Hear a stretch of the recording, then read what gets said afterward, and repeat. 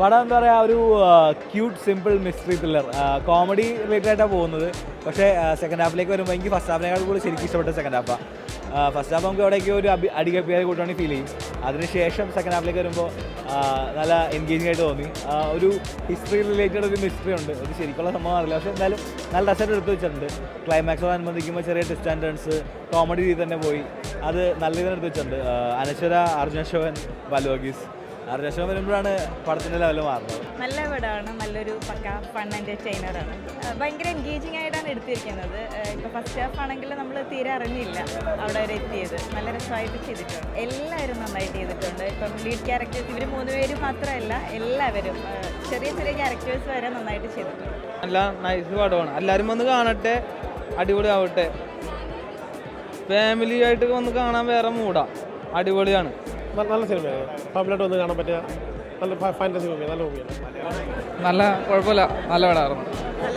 Comedy scenes ഉണ്ടായി, പിന്നെ camera വർക്കൊക്കെ അടിപൊളിയായിരുന്നു, ഡയറക്ഷനും നല്ലതായിരുന്നു. ഡിഫറെൻറ്റ് ഫേസ് ആണ് ഇതിൽ നമുക്ക് കാണാം, ഇതുവരെ നമ്മൾ കാണാറില്ലല്ലോ ഇങ്ങനെ. ആൻഡ് ബാലു, അനശ്വരൊക്കെ ഇങ്ങനെ തകർത്ത് അഭിനയിച്ചിരിക്കുകയാണ്. സോ നല്ലൊരു കോമഡി എൻ്റർടൈനിങ് ചിത്രമാണ്. അപ്പോൾ എല്ലാവരും കാണണം, നമ്മളെല്ലാവരും സപ്പോർട്ട് ചെയ്യണം. നല്ല സിനിമ, അടിപൊളി, സൂപ്പർ ഫാമിലി, നല്ല പടം. ഫാമിലിയായിട്ട് കാണാൻ പറ്റും, നല്ല രസമുള്ള പടം. ശരിക്കും ത്രില്ലർ മൂഡ് പടമാണ്, ഒരു ഫണ്ണും ത്രില്ലറൂടെ രണ്ടുകൂടെ കമ്പൈൻ ചെയ്ത് പോകുന്നൊരു പടം. രസമുണ്ട്, കണ്ടോണ്ടിരിക്കും. അടിപൊളി, ഗംഭീരം, മനോഹരം, എൻഗേജിംഗ് ആയിട്ട് പോകുന്നുണ്ട്. ഫാമിലി എൻ്റർടൈനർ ആയിട്ടുള്ള രീതിയിലേക്ക് വരുന്നൊരു മൂവിയാണ്. നല്ല രസമുണ്ട്. അർജുൻ അശോകൻ, എല്ലാവരും, ബാലു, അനശ്വര, നല്ല രസമായിട്ടുണ്ട്. നല്ല മൂവിയാണ്. നമ്മൾ കാണുന്ന ഒരു വ്യത്യസ്ത സംഭവമാണ് ഇപ്പോൾ അനശ്വര രാജനെ നമ്മൾ കണ്ടത്. കാരണം ആക്ഷൻ ചെയ്ത് നമ്മൾ ഇതുവരെ കണ്ടിട്ടില്ലെന്ന് തോന്നുന്നു സിനിമയിൽ. അതിലും നല്ലൊരു സിനിമ മഹേഷ് മധു എന്ന ഡയറക്ടർ നന്നായിട്ട് എടുത്തിട്ടുണ്ട്. കാരണം ഇത് വ്യത്യസ്തമായിട്ടുള്ളൊരു കഥ തന്നെ. എനിക്കൊന്ന് ഫാമിലിക്കൊക്കെ ഇഷ്ടപ്പെടുന്ന രീതിയിലാണ് പടം മേക്ക് ചെയ്ത് വെച്ചേക്കുന്നത്. ഈ അർജുൻ അശോകൻ്റെ ഒരു ടോട്ടലി ഡിഫറെൻ്റ് ആയിട്ടുള്ള ഒരു മേക്കിംഗ് സ്റ്റൈല് പടത്തിൽ വന്നിട്ടുണ്ട്.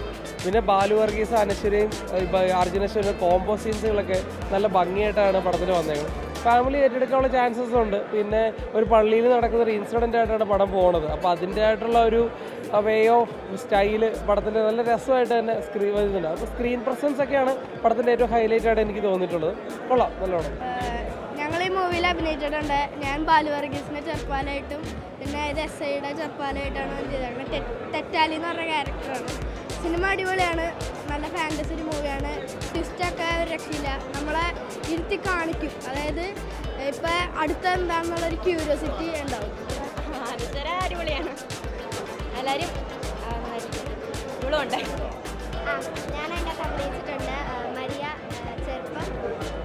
നല്ല ഫാമിലി മൂവിയാണ്, എല്ലാവരും പോയി കാണണം.